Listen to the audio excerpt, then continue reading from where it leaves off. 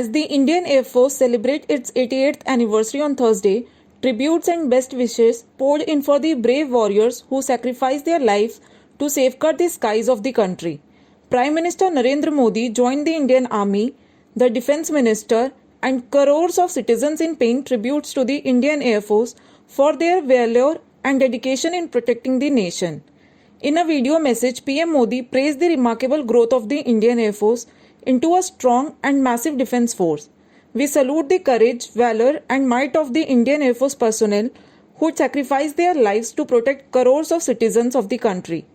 Chief of Army Staff General M.M. Navane also conveyed best wishes to all the ranks of Indian Air Force on its 88th anniversary and prayed for its endless glory and success. Taking to its official Twitter account, the Indian Army quoted M.M. Naravane's message, "Touch the sky with glory" on Indian Air Force Day 2020. Defence Minister Rajnath Singh paid tributes to the Indian Air Force, remembering its immeasurable sacrifice throughout 88 years of its dedicated service.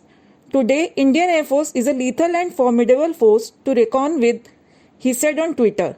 Meanwhile, Union Home Minister Amit Shah also extended greetings on the occasion and praised the courage and determination of Indian Air Force personnel in safeguarding our skies and providing assistance in all odds.